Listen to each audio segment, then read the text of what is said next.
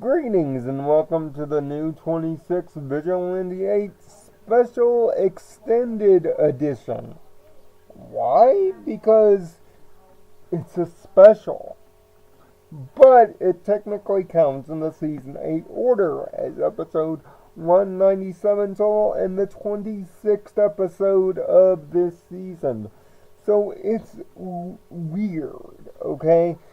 So, just so you know, just so that we don't get into any arguments and that we are peaceful ponies here, I am counting this as part of the official episode order, meaning this is 197 in the proper series. That's right, we're 3 away from 200, folks, and it's gonna come in 2019. What a glorious moment that will be when we get down to it next season. But on to this special, and if you are a long-term viewer of this channel, you know how this works. Moral first. Well, in this case, however, it's morals with an S first. Even though there is one overarching plot in this special/episode, this episode could be divided into 5 separate Christmas-themed episodes if you really want to view it that way. All with the central linking aspect of the idea of the best gift ever. This is, of course, a Christmas episode. What is it with this show and doing Christmas episodes before Halloween? That's right, Halloween is this Wednesday, and we're getting a Christmas episode before it. Wouldn't be the first time this show has done it. In fact, it would be the 4th time in 4 years that this show has done it, and the 6th Christmas special in as many years. But why is it divided into 5 separate morals? Because each of these separate stories with a common link, think Cutie Mark Chronicles, has a different moral to tell. So, if you haven't seen the special yet, you're not spoilerific, here's where you back out. Because here come the spoilers. The special is divided thusly, with this caveat, that the best gift of all is, well, of course, friendship and family. Well, duh. And the memories that are created because of them. That it doesn't matter what the gift is, it's the thought that counts. It's the friendship that counts. It's that you being friends and family matters the most. That's the main moral at the end, and yes, for those that exercise the Christmas holiday, this is the central aspect of the good morals of Christmas. Duh. And every Christmas special that this series does emphasizes this lesson in more than one way. Well, this one definitely exercises it big time. That's the main moral at the end. So this Christmas season, as I say every time, watch this episode during the Christmas season and take its moral to heart. I will say it every time, and I will say it every year, that this show or Gen 5 continues forward. This moral needs to be expressed every year until people just plain get it. Christmas is about the little things. And for those that experience the holiday, please let that be what it's about. Please. I implore you. But on to the mini morals sprinkled in between. I'll start first with the most interesting of the morals. Pinkie Pie's little journey for her best gift. See, the entire episode is centered around pretty much what we consider the Secret Santa technique. For those who don't understand what Secret Santa is, it goes like this. With a Secret Santa, you are given someone, usually drawn out of a raffle or a hat, to buy a gift for. And you're supposed to do it anonymously. You buy the gift, and then on the day of Christmas or Christmas Eve, you finally tell your gift gettee that it was from you.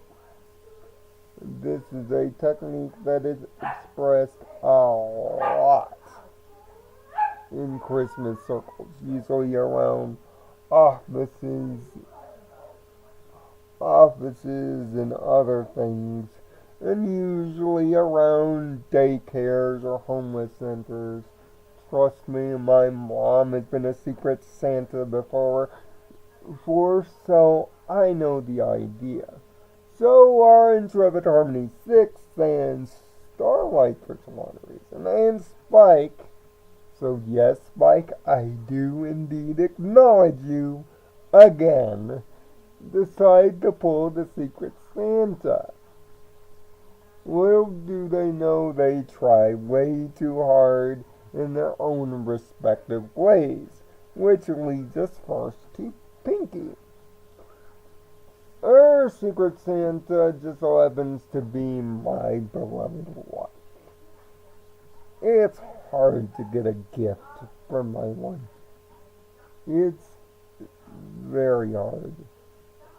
Although I would have suggested just buy a book for her anyway, and you'll do just fine.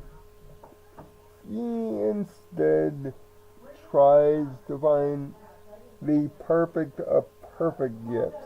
First asking her family for help, no go, and then actually going to Yakistan to get help. No go there. But the Yaks do admit that one of the things that Yaks can't do is give gifts. Funny.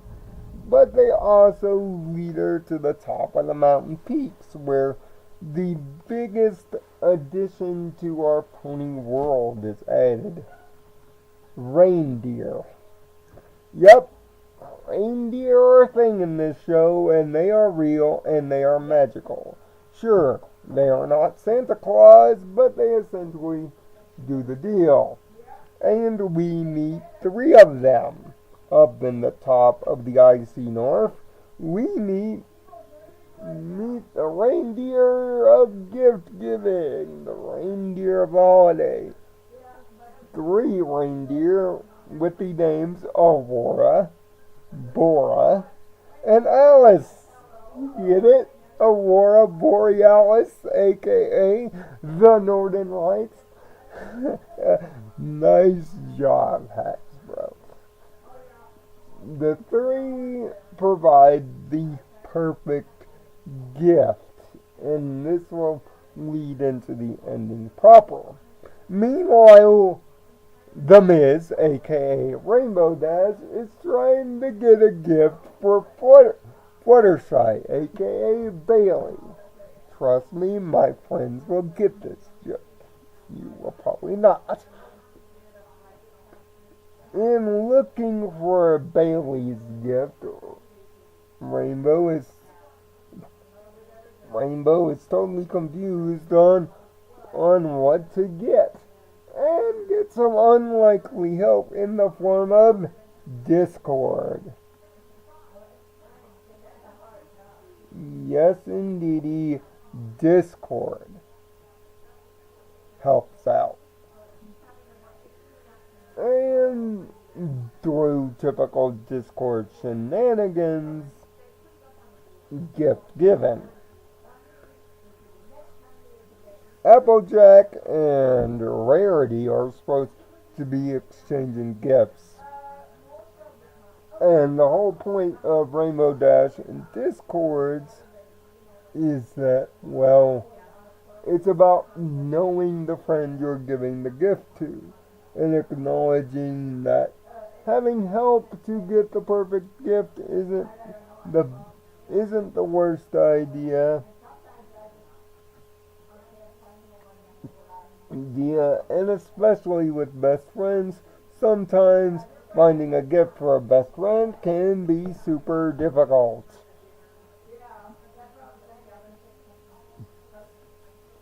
But knowing how difficult it is shows you how much you care.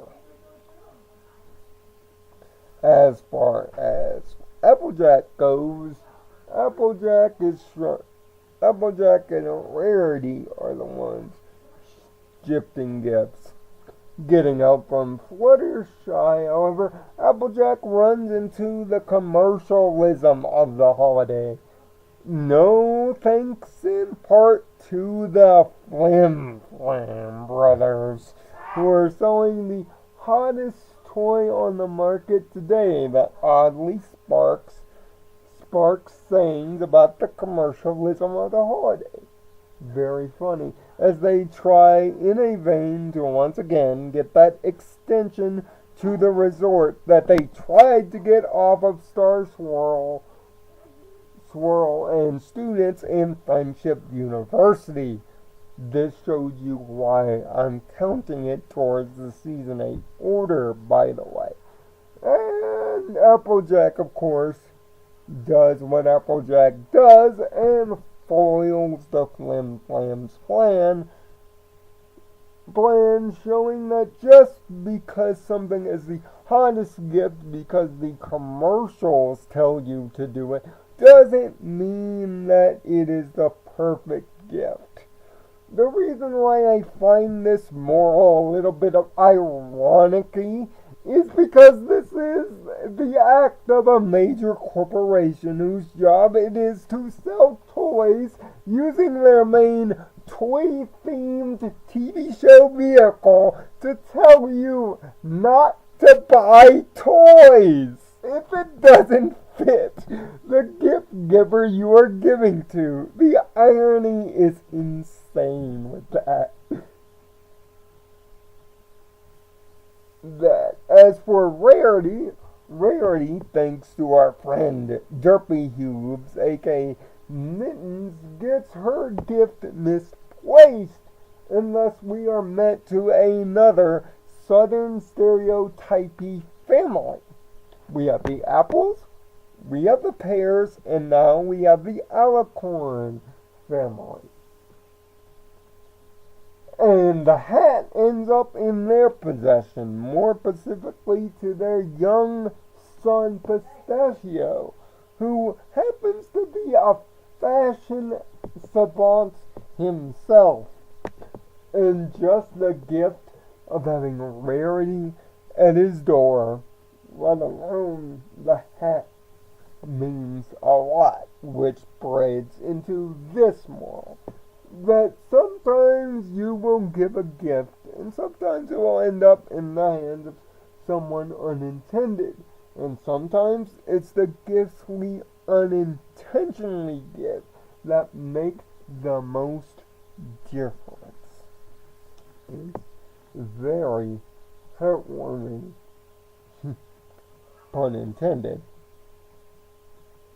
Spike just wants to focus on giving a gift to Rarity. I guess Rare Spike is back on yet again.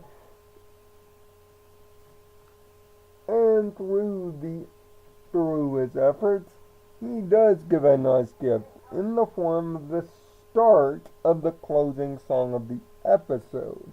Which, by the way, this episode is backed up by two very good holiday-themed songs. One, Last Chance, and The Gift of Giving are the two songs, and they are excellently done, as all the songs during all the Christmas specials have usually been in this series. So you can add 2 more to the list. As far as Spike's gift goes, it's a makeshift guitar that looks great, but thanks to him falling asleep, he couldn't complete it. But it's the idea of the song combined with the thought. It's the thought that counts, being the moral here, that wins Spike the day. And Spike has the most frustration in this episode, if not for my beloved wife. My wife goes on full-blown DEFCON 6 twilighting mode in this episode. I mean, it borders on lesson 0 insanity. See, she's stuck trying to get a gift for Pinkie Pie, which no gift will just do for the Queen of Gifts. So she digs in her bag of magical history to pull out a magical pudding. Done perfectly, which Pinkie Pie, of course, knows about the recipe, but the recipe must be exact. Why does this matter? Because it matters at the end of the episode. But wouldn't you know it, our favorite Crystal family is stopping by for the holidays. Yes, Cadence, Shining Armor, and Cutie are here for the Christmas holiday. And Twilight totally forgot because she's totally stressed out as usual, or as Shining puts it, and oh god, Shining, why? Twilight is going Twily-nanas. I guess that's shorthand for Twilight Bananas over everything as per the usual. You know your OCD is bad when your own family members have a term to describe it. And sure enough, Twilight will not rest until this gift is perfect. But when you know it, our little ball of cute does what her little ball of cute does, bless her little eloquent heart, and adds a few more unintended ingredients to the recipe. Oh, it's so cute. If it weren't for trying to kill her own family. What is up with this baby and almost committing acts of murder? This would be the second time now, by the way, if you count the crystalling. But God bless her little heart, though. And it's through that, combined with the animal that Rainbow Dash gets Fluttershy, that ends up leading to the final dangers in the plot. You see, the animal, a cute little rabbit/rat thing, is cute during the day, but at night grows grotesque and angry. Leave it to Discord to provide a dangerous animal. Meanwhile, the pudding is alive and out to attack. Due to Pinkie's gift, it has enough ingredients thrown in to balance out the pudding and put the pudding back to being pudding, which, thanks to Fluttershy's assertive side coming out, she manages to calm the animal, which calms everybody down. The added excitement gives Cadence the added excitement that she once again, just like in Three's a Crowd, States doesn't happen in the Crystal Empire. Honestly, honey, Cadence, become a stunt woman. Become a wrestler. Become an athlete. Do something. Become a knight. Do something that gets the blood pumping other than him. Although I'm sure he does fine. And everything ends up being perfectly fine at the end.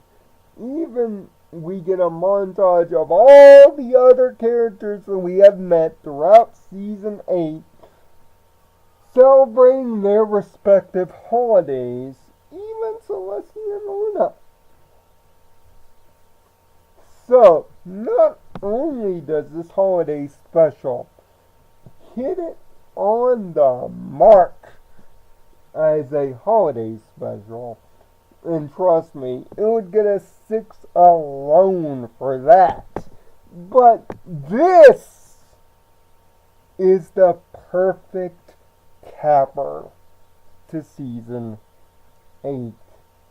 Not a world dangerous event. Not an evil fascist leader to be, but this.